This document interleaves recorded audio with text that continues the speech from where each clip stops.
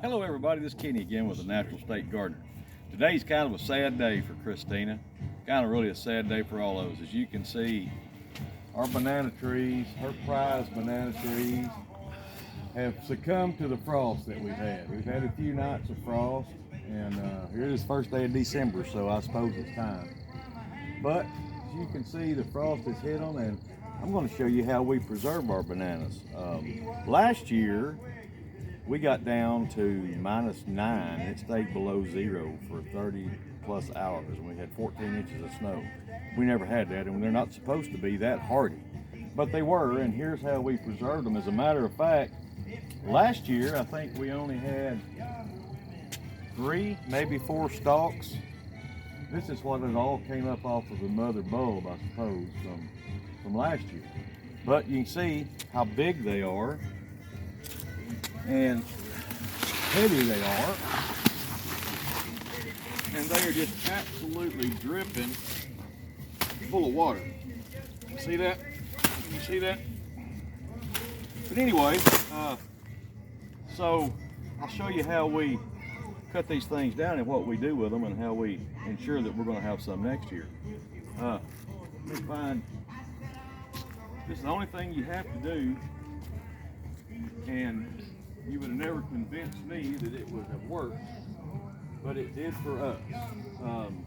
Where's my knife? Did I lose my knife? I shoved my hory in that top of that one. Hory right here. Okay. All right, let me show you, for example, here.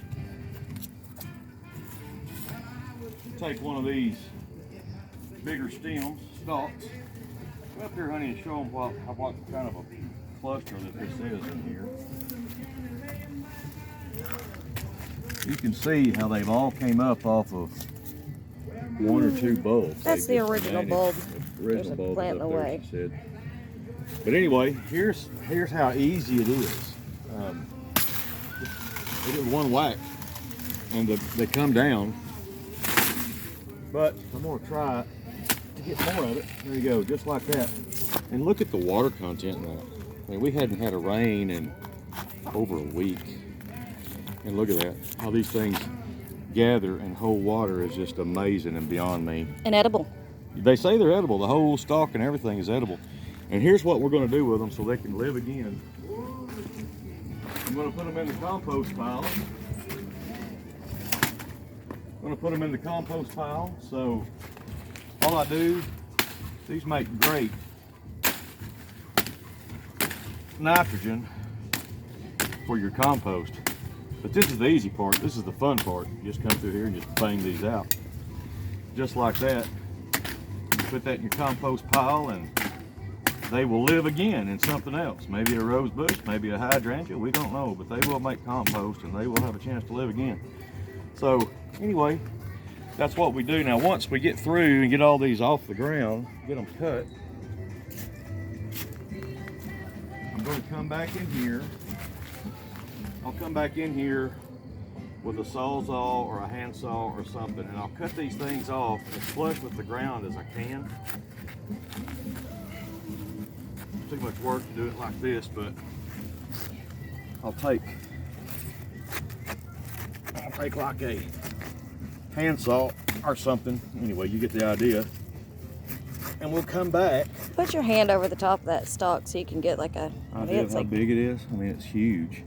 And that's not a big one. This one's much bigger. That one's much bigger. Here's a baby coming up through the middle of them. You can dig these out and plant them in another part of the garden. As a matter of fact, I may try to experiment with digging a few of these out and replanting them somewhere. But anyway, getting back to this, what I'll do is I'll cut them off as close to the ground as I can. And we've got about 3 days of 70-degree weather. So I'm going to cut them off, let the sun kind of dry them a little bit if it will, and then I'm going to come back and I'm going to put about 3 inches of mulch over the top of all this, and that will hopefully give it enough protection through the winter so that next year we'll have bananas again. But she absolutely loves these things. We got bananas last year. This year it didn't even make fruit. Yeah, we did have bananas last year. We did have a cluster. Of course, they only got about so long. They never did do anything. But I just love these things, and they really make your place look tropical. It kind of gives it a jungle vibe, and especially over our little fish pond over here where it is. But it's starting to push the pond in, so It that is one. starting to, and that's one thing that I'm going to have to experiment with, trying to dig some of it out, because If I fall I in don't trying wanna to see lose my the little fish, pond. they're my fishies. If I at all possibly don't have to. But see, I mean, that's just so full of water. Just Recording what we. unbelievable to me how much water they can take up and hold on to. Especially when it's been a dry fall, and like I say, we hadn't had any rain in over a week, and it's still holding that kind of water, which is amazing to me. But anyway, we're gonna cut these down, put them in the compost pile, cover them up with mulch, and hopefully next season they'll come out again. And anyway, thanks for watching, and we'll see you next time.